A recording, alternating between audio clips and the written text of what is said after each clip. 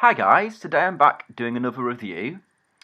I already recorded a review of this particular film I'm reviewing now a couple of days ago, but I'm just re-recording it again because I wasn't too happy with the quality of it, and I'm trying to sort of improve the quality of my reviews, so I'm talking a little bit slower because I know I garble a lot, and that review is very, very garbly. I think it's because I get so excited I sort of talk too quick, so I'm going to try in future to make these reviews a little bit slower and a little bit clearer, and this is my first version of one of those redone reviews.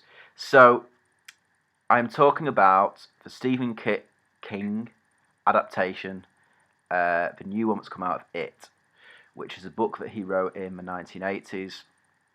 And the original book spawned a TV miniseries in the 90s with Tim Curry, which a lot of people really, really enjoyed and really, really liked. I still have to see that yet. I still haven't actually seen that. So I can't say 100% how this compares to that. The general consensus with that, though, is that it has dated and it's not very good, apart from Tim Curry's performance as Pennywise. And the general criticism is it hasn't aged well. The bit with the kids when they're young is okay, and the bit with the adults is not very good. And the book itself is split into two stories when flipping between this group of kids in the 1950s when they first encounter it, and when they're 27 years older in the 1980s. So the film did one very different thing, although it was very, very close to the book in a lot of ways.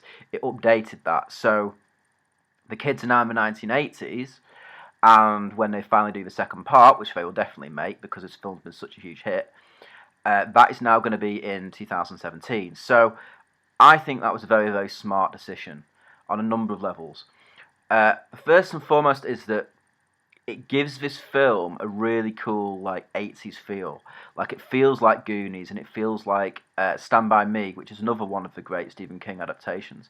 So it was really smart that they sort of set it at a time when a lot of those movies that it's sort of either indirectly inspired or is quite similar to is also set.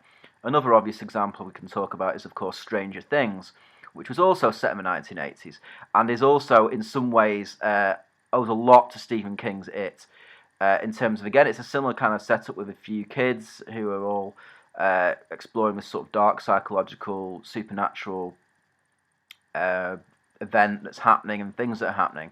So Stranger Things, when I watched it originally, did remind me a lot of it and some of Stephen King's work. So a lot of people will be seeing it backwards and have already watched Stranger Things may feel that this is very, very similar, and it is. But in actual fact, Stranger Things kind of copied off what Stephen King's book was. So I read the book a few years ago. I haven't read a lot of Stephen King, but I have read it, and I did really, really enjoy the book. And when I saw the trailers for this film, I was very, very excited because it felt, even from a little bit I saw in the trailers, like somehow they'd done it right. And I think that it's very, very easy with a lot of Stephen King adaptations, or horror in general, to just kind of make a throwaway movie that comes off the back of the brand recognition and not really put a lot of effort into making it a good movie. It's true of horror in general. There's an awful lot of sloppy, terrible horror movies, and I love a good one. But the really good ones where someone actually really takes the time to make an excellent horror movie, they really thought about the direction of the actors and the script and the shots and the whole mood of it. It's very, very few and far between. And what I'm hoping is this will sort of start people on the track of making better horror movies, because the general consensus is you make them for a little tiny bit of money, you hire some nobody, and you just get a load of rubbish actors, you get a terrible script that gets written out in a couple of days, and it's just very formulaic, by the numbers, things you've seen before, and you make it, and it makes a tiny bit of money. And it makes enough money to make the return on it because you've not put much money into it. Now this film wasn't made for a huge budget. I think the budget was 35 million, which, knowing that, makes me even more have respect for it because the effects I thought were excellent. So it's not in terms of the money they spent, but just in terms of the talent. It's like getting the right people, the right actors, the right cast, the right director in the right place to make something really, really good, which is what we obviously saw with things like Lord of the Rings and many, many films since that have really, they've got the right talent in there. It doesn't matter whether it was a lot of money or not. That's not really the thing. Like with The Dark Tower, they spent a lot of money on it, but they didn't get the right people involved behind the camera. I mean, Idris Elba's great, but the cast was good, but the people behind the camera just felt like they didn't understand what that source material was and how to make a good movie out of it. And this feels the exact opposite. This feels like you haven't got the big budget, but what you have got is some really, really good no-name actors that you've not seen before, some young kids who are brilliant, a director who, again, is not very well known, a director like I hadn't really heard of him, but he's captured the feeling and tone of the book perfectly. And I know there has been some criticisms that the film is sort of a mishmash of different tones. It's a bit of a horror 1 minute that turns into like a film about these kids the next minute. But really, in all honesty, that is what the book is like. I don't honestly think that it is. It didn't seem jarring to me. Now, it has done to some people, and everyone entitled to their own opinion. But to me, all I saw from reading the book was a spot-on adaptation of what the book was. Because reading the book of it, I didn't feel like it really was a horror book. Like, there are some horrific scenes in it, and there are some very, very disturbing, creepy things in it. And so I can see from a certain point of view, you could class it as a horror, and it is definitely, it's a horror movie, whichever way you cut it.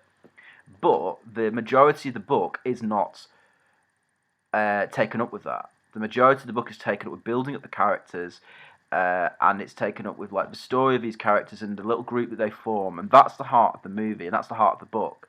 And what I loved about this film is that it had a heart to it, and the character interactions were brilliant. The girl who played Beverly Marsh was really good, especially. She really, really stood out as being exactly the character out of the book that you wanted. And at the same time, this book did diversify from the book.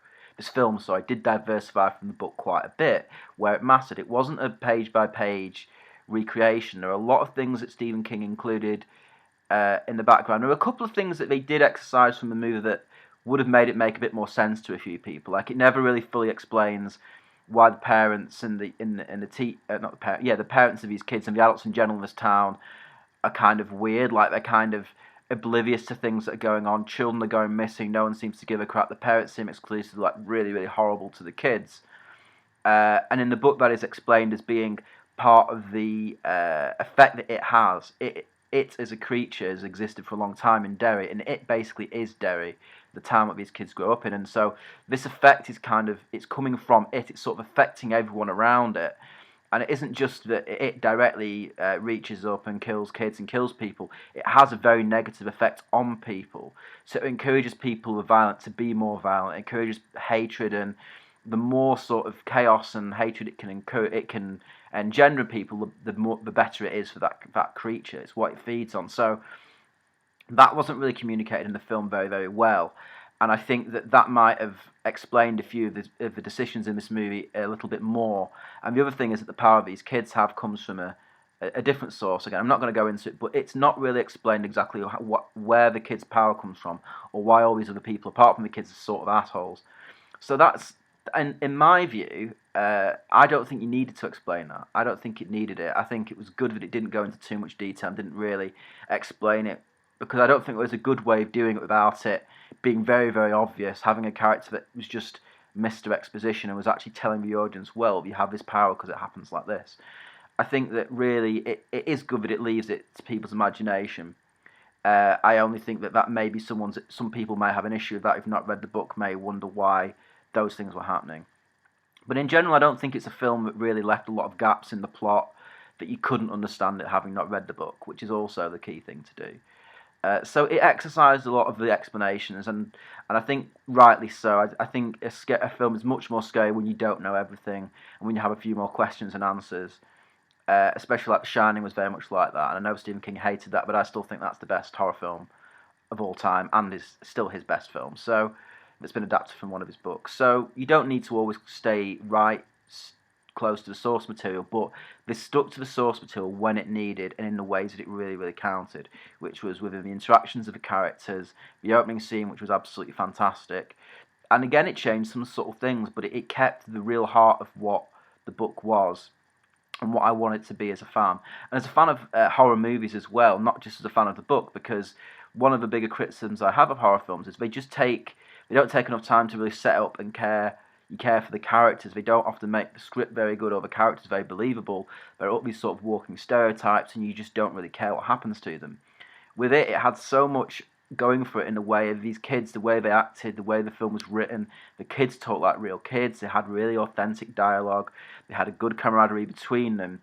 And you really, really cared about what happened to them. And it gave really good justification for why these kids would go on this mission. Because another thing as well is in horror films, you often get the whole, why are you going into the middle of a dark alley all by yourself? And it's just really dumb. There's no logical explanation for why someone would do that. And with this film, I think it goes to some great pains to explain why these 5 or 6 kids would, try and find this monster, why they would go into the sewers and try and look for it, when you would really, all your instincts in your body are saying you don't want to be doing that, you want to be staying away from it. The kids themselves, it comes up and it's discussed, and it's made clear why they're doing it. It's not some sort of stupid, well, I'm just going to be a dumb kid and wander into a sewer and I'll accidentally get killed by this monster. It really is understandable, and you're really behind these kids all the way. And I think it's a great movie for people who felt growing up like they didn't fit in, felt a bit of a reject, a bit of an outcast. And it shows the kids who are, all the main characters in this film are like that. They're outcasts, they're losers, they call themselves the losers. And I really love that message and that idea that if someone calls you a loser or someone, rejects you, you just own it. And the way in which you own it is you become proud of it. So they become proud that they're the losers. They become proud of the bonds they have with each other.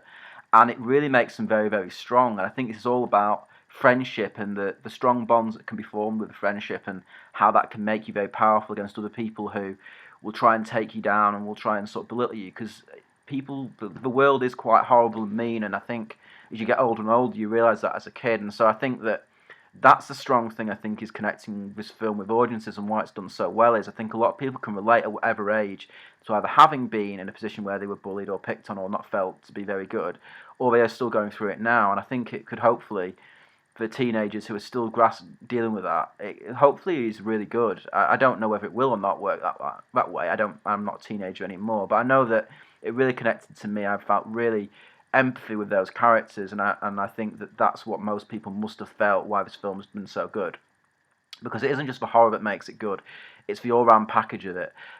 Is this film the most scary film of all time? No. Does it have some really, really creepy bits? Yes.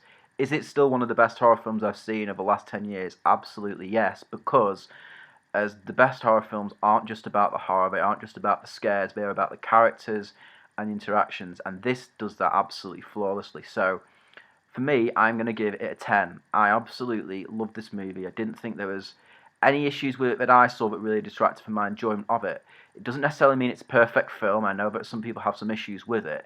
But for me, watching it, it did everything and more that I wanted from this film, and what more horror films should be doing. And like I say, I only hope that this film really serves to show the people who make these movies that it's worth going the extra mile and getting the talent that's really right, getting the script really right, and getting the director really right. And I've not even talked about the character who played Pennywise, who was absolutely fantastic as well. The guy, Bill Skarsgård, again, who had a tough act to follow after everyone loved Tim Curry's version.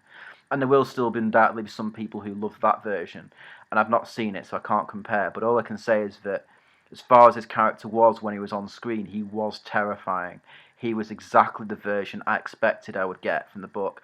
And he didn't overdo it. He didn't make it too cheesy. Some bits in the trailer made it look like he was going to be a bit too cheesy and a bit too over the top. But it was really, really creepy and really well done. And again, he was very, very selectively used in the movie. Anyone who's expecting him to be in this movie a hell of a lot will be disappointed. Because as I said, it isn't always about the horror and the jump scares or anything like that. Those bits come into the movie at particular points, but it isn't really all about that. So I think that for the scenes he was in and the way he did it, it was really, really good. And of course, we are going to get another one of these films coming out. But I also respected the fact that this movie didn't take the attack of it was half a movie. This is the first part of a two-part series of films, and there won't be any after that. Hopefully not. Hopefully they won't continue it. They'll just leave it as the two films. So it is definitely part one. You're going to get the other part, with them as adults next. But I really respected it in the marketing and the way they approached it. They didn't approach it like, this is just the first little half of the movie and then it's going to end in a really inconvenient place and you're not going to feel like you got a whole movie out of it. I definitely feel satisfied and feel like this was a whole complete movie experience that we got, leaving it open for a second one, which they will make, rather than the thing you get sometimes where you feel like you just got half a movie and then it finishes and you feel like, alright, I've got to wait 2 years for the other half of this film that I've already paid whatever to go see. So it did really good on that level of making a complete movie. So, yeah, in all respects, I could really highly recommend it. I could really say go out and watch it if you haven't already seen it. It's made an absolute ton of money. It's the most successful horror film, I think, of all time. So hopefully that will, like I say, open the floodgates to more Stephen King adaptations being done with a similar sort of reverence. I mean, I'd love to see a really decent version of The Stand done, because there was a TV miniseries back in the mid 80s, 90s that was absolutely dreadful, but the story and concept was really good, and I'd love to see that explored properly and done with proper justice like this was. So I'm going to leave my review there for now because I've been going on for like 15 odd minutes. But yeah, I can really heartily recommend this, guys. So yeah, it's worth checking out. So I will speak to you very soon with another review, another little bit of news or snippet of something I want to talk about. But yeah, for now, that's me done. So I'll see you later. Bye.